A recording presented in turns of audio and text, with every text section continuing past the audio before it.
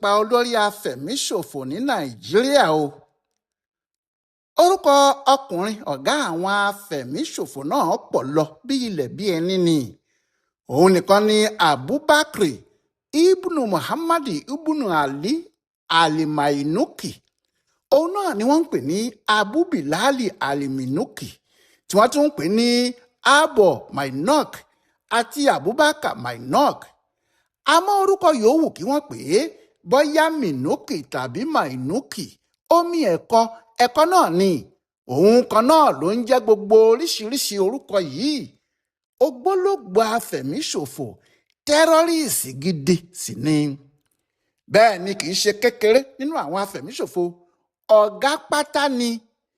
Nítorí igbákejì ọ̀gá àgbà pátá fún àwọn afẹ̀míṣòfò tí wọ́n ń pè ní ISIS, Islamic State of Iraq and Syria, tí wọ́n ń pè ní Islamic State lásán.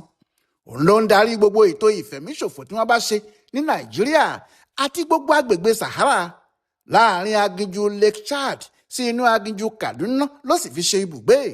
Alágbára afẹ̀míṣòfò ni. Bẹ́ẹ̀ ọmọ Nàìjíríà ni o, ọmọ ìpínlẹ̀ Borno tí wọ́n bí ní 1982 ni. Borno yìí náà ló sì ti bẹ̀rẹ̀ iṣẹ́ ìfẹ̀míṣòfò ẹ̀ kó tó wá di ẹni tí wọ́n ń ránṣẹ́ sí káàkiri àgbáyé, tó sì dẹni tí wọ́n mọ̀ bí ọ̀dájú afẹ̀míṣòfò tí kò sẹ́ni tó lè sọ iye ẹ̀mí tó ti ọwọ́ òun nìkan bọ́. Níbi tí Mainuki yìí lágbára dé tó sì di ẹ̀rù jẹ̀jẹ̀ sí gbogbo ayé lọ́rùn, gàdàgbà lórúkọ ẹ̀ wà nínú ìwé àwọn Amẹ́ríkà gẹ́gẹ́ bí ọ̀kan nínú àwọn aṣáájú afẹ̀míṣòfò àgbáyé tí wọ́n sì ti ń wá láti ọjọ́ tó pẹ́. Àmọ́ ní báyìí Donald Trump, olórí ilẹ̀ Amẹ́ríkà, kéde lánàá ọjọ́ 15 oṣù karùn-ún 2026 pé àwọn ti pa Mainuki o. Trump fúnra ẹ̀ ló kéde. Ó ní lálẹ́ òní yìí, pẹ̀lú àṣẹ mi, àwọn adìgbòlùjà ọmọ ogun Amẹ́ríkà pẹ̀lú àwọn ọmọ ogun Nàìjíríà fi ọgbọ́n ńlá gbé ètò tí a ti là kalẹ̀ jáde láì ní kọsẹ̀. Bó tiẹ̀ jẹ́ kínní náà lọ́jú pọ̀ gan, síbẹ̀ wọ́n pa ọ̀kan nínú àwọn afẹ̀míṣòfò tó lágbára jùlọ lágbàáyé sójú ogun o. Abu Bilal Al-Mainuki, ẹni tí í ṣe igbákejì olórí àwọn afẹ̀míṣòfò ISIS ní gbogbo ayé, rò pé òun lè sá pamọ́ sí Áfíríkà kí òun máa ṣe aburú. Kò mọ̀ pé kò sí ibi tí a kò ti ní àwọn tí wọ́n ń fún wa nírò ohun gbogbo tó bá ń lọ sí. Kò ní fẹ̀mí àwọn ará Áfíríkà ṣòfò mọ́ o, ó ti lọ. Bẹ́ẹ̀ ni kò ní máa dẹ́tẹ̀ kankan sí Amẹ́ríkà tàbí ibikíbi tí àwọn ọmọ Amẹ́ríkà bá wà tí wọ́n ń gbé. Pẹ̀lú bí a ṣe mú òun kúrò lójú ọ̀nà yìí tí a pàdánù, iṣẹ́ àti ìṣe àwọn afẹ̀míṣòfò ISIS yóò dínkù gan ni o, nítorí eegun ẹ̀yìn wọn ti ṣẹ́ àti gba agbára lọ́wọ́ wọn. Bẹ́ẹ̀ ni n kò lè ṣe kí n má dúpẹ́ lọ́wọ́ ìjọba Nàìjíríà fún ìfọwọ́sowọ́pọ̀ tiwọn náà o. Àwọn ni wọ́n jẹ́ kíkí náà tètè ṣeé ṣe kíákíá. Báyìí ni Donald Trump wí tó sì sọ nípa olórí àwọn afẹ̀míṣòfò àgbáyé tó jẹ́ ọmọ Nàìjíríà náà tí wọ́n pa sápá ibìkan lórílẹ̀‐èdè wa lápá Lake Chad. Bẹ́ẹ̀ ni eléyìí ni yóò sì ṣe ẹ̀kejì iṣẹ́ ńlá tí àwọn ológun Amẹ́ríkà yóò ṣe fún Nàìjíríà lórí ọ̀rọ̀ àwọn afẹ̀míṣòfò yìí. Nítorí bẹ́ẹ̀ náà ni wọ́n ṣe lálẹ́ ọjọ́ Kérésìmesì gan-an tí wọ́n kó bọ́ǹbù wọ̀lú tí wọ́n sì pa àwọn afẹ̀míṣòfò rẹpẹtẹ sínú aginjù kan ní Sokoto. Ààrẹ Bọ́lá Ahmed náà ti sọ̀rọ̀ o. Ó ní ohun tí òun ń sọ nípa àjọṣepọ̀ tó yẹ kó wà láàrin àwọn orílẹ̀-èdè nìyí, pé tí kò bá jẹ́ irú àjọṣepọ̀ tó lágbára báyìí, báwo ni wọn ìbá ṣe rí Al-Mainuki pa, lẹ́ni tí gbogbo ayé ti ń wá kiri láti ọjọ́ yìí wá, tó sì jẹ́ nígun Lake Chad lọ́dọ̀ tiwa níbí ló wà, tó sì fi ṣe ibùgbé ẹ̀ láti ọjọ́ tó ti pẹ́. Bẹ́ẹ̀ ni kò sí ẹni tó mọ̀ pé ọmọ Nàìjíríà wà nínú àwọn tí wọ́n lágbára tó báyìí nínú ikọ̀ àwọn afẹ̀míṣòfò tí wọ́n ń da gbogbo ayé láàmú. Ó ní àjọṣepọ̀ àwọn ọmọ ogun Nàìjíríà àti ti àwọn Amẹ́ríkà yìí ló jẹ́ kí àṣírí eléyìí tú. Tinubu kan sáárá sí àwọn ológun wa pé bẹ́ẹ̀ lọmọkùnrin ń ṣe, wọ́n ṣeré bẹ́ẹ̀, pé èyí tí wọ́n ṣe yìí yóò wà nínú àkọsílẹ̀ iṣẹ́ akíkanjú wọn títí láé ni o. Ó ní kinní náà kò kéré, iṣẹ́ tó léwu ni wọ́n lọ ṣe láti lọ ká ẹkùn mọ́ bùbá ẹ̀. Àmọ́ wọ́n ká mọ́ bùbá, òun náà sì jà bí ẹkùn, ọ̀rọ̀ sì dógún. Àmọ́ síbẹ̀ náà nígbẹ̀yìn ọ̀gá àwọn afẹ̀míṣòfò náà kò ríbi sá lọ, àgò ló kádìyẹ gbẹ̀yìn, wọ́n mú balẹ̀ náà ni. Tinubu náà ní òun ń dúpẹ́ gan lọ́wọ́ ààrẹ Trump torí bí kò síṣu kí là bá pè níyàn, bí kò ságbàdo kí là bá pè lógì, bí kò sí ipa aṣáájú rere tó kó nínú ọ̀rọ̀ yìí kíní náà kò ní rọrùn tó bó ṣe rí yìí. Àti pé ohun Tinubu mọ rírì àjọṣepọ̀ náà o, irú èyí la ó sì máa rí lágbára Ọlọ́run. Àmọ́ o, bí kì í bá ṣe pé Donald Trump fúnra ẹ̀ ló kéde ikú ọ̀gá àwọn afẹ̀míṣòfò Al-Minuki yìí, ìbá ṣòro kí àwọn èèyàn pàápàá àwọn ará ilẹ̀ Haúsá níbi tí ogun náà ti ń jà wọ́n gan-an tó gbàgbọ́ pé àwọn sọ́jà wá pa Al-Minuki. Ìdí ni pé ohun tí wọn yóò máa béèrè náà ni pé ẹ̀ẹ̀mélòó ni Al-Minuki yìí fẹ́ kú gan o. Ohun tí yóò sì fa ìbéèrè náà ni pé nínú oṣù kejì ọdún 2024 iléeṣẹ́ ológun ilẹ̀ wa kéde nígbà náà pé àwọn ti pa Al-Bilali Al-Minuki nígbà tí àwọn dojú ìjà kọ ara wọn ní aginjù ńlá kan. Nígbà tó ń bá àwọn oníròyìn sọ̀rọ̀ nínú oṣù kejì ọdún 2024, alukoro fáwọn ológun nígbà náà Edward Buba sọ pé àwọn ti pa olórí àwọn afẹ̀míṣòfò tí wọ́n ń pè ní Bilali Minuki tàbí Abubakar Mainoki. Buba ní nínú aginjù Birnin Gwari níbẹ̀ làwọn sọ́jà àwọn pa á sí lọ́jọ́ 21 oṣù kejì ọdún 2024. Buba sọ pé ó lé ní 50 àwọn afẹ̀míṣòfò tí àwọn pa lọ́jọ́ náà, àwọn ọ̀gá lọ́gàá ló sì pọ̀ nínú gbogbo wọn. Pẹ̀lú àlàyé tí iléeṣẹ́ ológun ṣe yìí, kò sí ẹni tó tún fọkàn sí pé Al-Minuki wà láyé. Wọ́n rò pé àwọn sọ́jà Nàìjíríà ti pa á ni.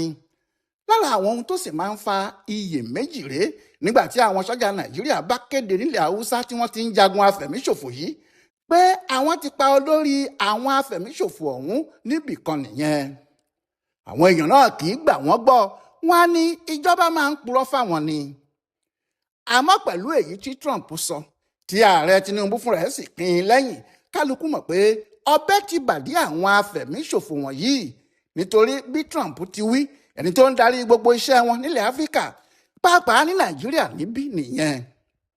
Bó tilẹ̀ jẹ́ pé irú ẹni bẹ́ẹ̀ kò lè ṣe kó má ní igbákejì sí igbákẹta, àṣírí àwọn tó kù lè tètè máa tú kí àwọn ológun sì tètè máa rí wọn ká mọ́ nígbà tí eyín bá ti ká tí ilé ẹ̀rín ti wó tí iná ti dilẹ̀ lẹ́yìn asunṣu jẹ. Àwọn tí wọ́n mọ ọkùnrin Al-Minuki yìí ní kò kéré rárá láwùjọ àwọn afẹ̀míṣòfò. Ohun tí ọ̀pọ̀ kò kàn mọ̀ ni pé ọmọ Nàìjíríà ni àti pé Maiduguri ní ìpínlẹ̀ Borno ló gbé dàgbà. Ó sì wà nínú àwọn tí wọ́n bẹ̀rẹ̀ ogun Boko Haram. Ọ̀kan nínú àwọn balógun wọn ni kó tó ti bẹ̀ gba oyè kún oyè tó sì di ẹni tó ń bá àwọn Islamic State ṣiṣẹ́, tó tún débẹ̀ náà tó tún di ọ̀kan nínú àwọn ọ̀gá wọn nítorí ìwà ọ̀dájú àti àìbìkítà láti pa odidi ìlú run. Yàtọ̀ sí èyí, ọkùnrin náà mọ bí wọ́n ti ń ṣe àwọn ohun ìjà olóró, ìbọn àti bọ́ǹbù, òun ló sì máa ń fi kọ́ àwọn èèyàn tó kù láàrin wọn. Bẹ́ẹ̀ náà ló túmọ̀ nípa lílo ẹ̀rọ ayélujára àti ọ̀nà láti gbé ìròyìn àwọn afẹ̀míṣòfò náà jáde níbi gbogbo. Ọ̀pọ̀lọpọ̀ àwọn ibi tí wọ́n ti ń jagun lásìkò kan bíi Libya àti Syria ló jẹ́ Al-Minuki yìí ló máa ń ṣètò àwọn ọmọ ogun fún wọn láti apá Nàìjíríà níbí àti àwọn orílẹ̀-èdè West Africa. Bẹ́ẹ̀ náà ló sì mọ ọ̀nà láti pín àwọn afẹ̀míṣòfò yìí káàkiri àwọn orílẹ̀-èdè gbogbo. Kò sí tàbí ṣùgbọ́n pé pípa tí wọ́n pa Al-Minuki yìí yóò dín agbára àwọn afẹ̀míṣòfò yìí kù díẹ̀ lóòótọ́. Bẹ́ẹ̀ ni yóò sì mú àlàáfíà bá ọ̀pọ̀ orílẹ̀-èdè gbogbo ní Áfíríkà tiwa. Irú eléyìí la ó máa rí. Mo ti kó àwọn aṣọ sọ́mà, mo ti kó wọn síta. Ẹ wo kaftan size 14, very beautiful kaftan. Kọ́lẹ̀ gbọ̀ngbọ̀ngbọ̀n ni. Kọ́lẹ̀ gbọ̀ngbọ̀ngbọ̀n ni. Mo ti kó àwọn another fine àdìmẹ́. Mo ti kó wọn síta. Ẹ wo style. Ẹ̀yìn ẹ̀ lélẹ́yìí o, this one is ẹ̀yìn pẹ̀lú butterfly tó wà lẹ́yìn ẹ̀. Wájú ẹ̀ nìyí. Mo wá ní kọ́lọ̀kọ́lọ̀, mo dẹ̀ ní size by size. Mo ní size by size, very fine style. Èyàn ń gbókèrè mọ́ dúdú ọbẹ̀. Ẹ bu àdìrẹ sára kẹfì rọ́ọ̀kì sọ́mà. Ẹ bu àdìrẹ sára kẹfì rọ́ọ̀kì weekend. Ẹ bu àdìrẹ sára kẹfì ṣe iléyá promo ń lọ lọ́wọ́ ní Lady K African Store. Iléyá promo, mo ń ṣe iléyá promo lọ́wọ́, mo ń ṣe sales iléyá lọ́wọ́. Gbogbo ẹ̀yin tẹ́ bá ní di promo iléyá promo. Mo ní àwọn aṣọ size by size. Mo láwọn big size. Ẹ jẹ́ bá mi share ètò yìí. Mo ní àwọn aṣọ big size. Mo láwọn small size. Gbogbo ẹ̀yin mọ́mì mi tí ó jẹ́ pé ẹ̀yin ò fi bẹ́ẹ̀ ní bọ́dí ẹ̀dẹ̀ tún fi bẹ́ẹ̀ ga. Ẹ̀dẹ̀ ní ìdáṣọ tó máa dúró lára yín tẹ́ẹ̀dì ṣẹ̀ṣẹ̀ máa wá télọ̀ tó máa bá yín mú lẹ́gbẹ̀gbẹ̀. Mo ní wọn wà available. ó pọ̀ ó yapa àwọn fine àdìrẹ ńlá lélẹ̀ iṣẹ́ ti rí àdìrẹ ní òun ní very beautiful style mo ti kó àwọn aṣọ iṣẹ́ ti rí mo ti kó wọn síta ẹ wo aṣọ òkè lélẹ̀ mo ní wọn lóríṣiríṣi àwọn eléyìí ò sí lórí igbá tẹ́lẹ̀ mo sọ fún yín pàṣọ kún no store wa tàbá ṣe ń tàwọn láàrin pléèsì mi padà síta ẹ wo eléyìí náà ẹ wo eléyìí báyìí mo ti show ẹ lórí live program tí mo ṣe ẹ wo ó fa ìgbọ́n mú yes ṣe ti rí top lélẹ̀ ó ní zip níwájú ó ní zip ní iwájú size 12 gẹ́gẹ́ lélẹ̀ tí kò sí àní-àní ó dẹ̀ ní ṣòkòtò mo ní gàwọn ẹ̀ náà ẹ máa ra wọ́ zip ẹ máa ra zip it up ẹ̀yin tẹ́ bá sọra náà mo ní size yín òun ní ṣẹ́tìrì ṣẹ́tì bó ṣe fine ṣòkòtò ẹ̀ nìyí ṣòkòtò ẹ̀ ní very fine style tó fine dáadáa tó mú yes ẹ check it out ó wà ń bẹ̀ dáadáa ó gbá skin so àwọn aṣọ wà àwọn àdìrẹ lóríṣiríṣi mo ẹ̀ṣẹ̀ tún kó àwọn another new design mo ẹ̀ṣẹ̀ kó wọn síta ni àwọn 3/4 tẹ̀lé lè lò fún summer tí kì í ṣe dábòlẹ̀ gbogbo ẹ̀yin tẹ́ fẹ́ àwọn ṣòkòtò lásán tẹkọ̀lẹ́ ọ̀rá fi àwọn top armlet lò òun ni they are all available òun nìyí look at it mo ní tó ní top mo ní tí kò ní top eléyìí sì kò ní top ẹ kọ́ ra wá armlet ẹ rọra wọ̀ sí nǹkan yìí ẹ fi gba atẹ́gùn lágbára Ọlọ́run atẹ́gùn ní gbòdì lára wa á bá wa lára mu so mo ní wọn lóríṣiríṣi yàtọ̀ sáwọn eléyìí lọ́kẹ̀dẹ̀ ní àwọn another one tún wà ẹ má bínú mi ìfẹ́ kí program yẹn kó gùn eléyìí sí ó ní top eléyìí ní top another one ó ní top ní ti lélẹ̀ ó ní top lélẹ̀ náà ó ní top làwọn eléyìí náà so gbogbo ẹ̀ wà gbélébù another one tún lélẹ̀ àwọn aṣọ sọ́mà lélẹ̀ tẹ́bàárà fúnra yẹn rà fáwọn ọmọ yín obìnrin òun ní ẹ̀yin dádì náà mo láwọn African wear tẹ́lẹ̀ fi rock summer gbogbo ẹ̀ ló wà available mo dẹ̀ láwọn fine body cream tó dáa àwọn cream tó máa jẹ́ kẹ́ glow kí skin yín kó jáde síta no filter gbogbo ẹ̀ wà ń bí by cream wà ọṣẹ wà everything is available ẹ patronize Lady K Ìfẹ́olúwa the baby of Oduduwa nation ẹ wà wọlé náà sìn mo ẹ̀ṣẹ̀ mú méjèèjì náà sí mo ẹ̀ṣẹ̀ mú wọn síta ni ìtẹ̀mọ́ fókù nínú store tẹ́lẹ̀ mo ẹ̀ṣẹ̀ tún lè kàn ní òun ni size 12 size 14 they are very fine ẹ wo colour yẹn fine mo another colour fún mi design yeah mo another colour ni ṣe ti rí ẹ ti rọ́wọ́ ẹ̀ èyí tẹ́ bá ti like ẹ kọ̀ ra mú phone ẹ snap ẹ or kẹ́ screenshot kẹ́ send ẹ sí mi ní WhatsApp ó kún bí lóríṣiríṣi mi ìfẹ́ kí program yẹn kó gùn jù bí mo ṣe ń ṣe fast òun ni ó fà ìdada ẹ má jẹ́ kó dìgbà tẹ́ bá rí lára Lady K kẹ́ tó order ẹ order aṣọ yín mi ní fún yín lẹ́ṣà ẹ̀yin tẹ́ bá mọ ìtẹ́fẹ́ mọ ẹ pè mí ibi fara mi á sẹ́lẹ̀tì fún yín ṣe máa like ẹ̀ iléyà promo lọ lọ́wọ́ iléyà promo bí o ṣe kò gbà iléyà promo aláròwò nira ń bẹ iléyà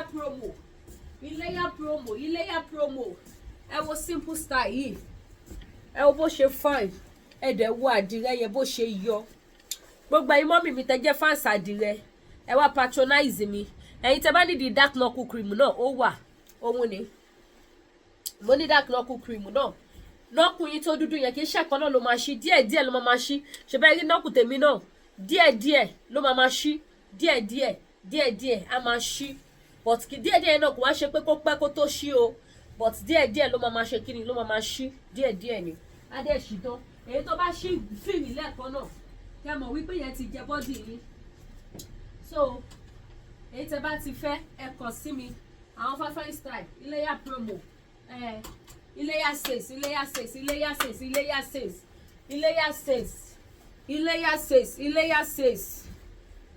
sales mi ò ṣe kò gbà iléyà sales aṣọ tẹ́wọ̀n lọ́wọ́ mi full line tún lélẹ̀